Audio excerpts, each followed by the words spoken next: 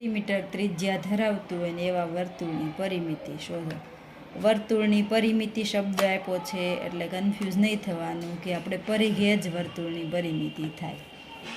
વર્તુળ દોર્યું, ત્રિજ્યા છે 9, ફરતેની જે ધાર છે એ પરિમિતિ અથવા તો પરિઘ છે. સૂત્ર લઈએ, વર્તુળની પરિમિતિ. વર્તુળની પરિમિતિનું સૂત્ર તો કે 2πr. 2 પાઈની કિંમત 22/7, આરની કિંમત 9. ગુણાકાર કરીએ તો કે 22 × 2 = 44 / 7.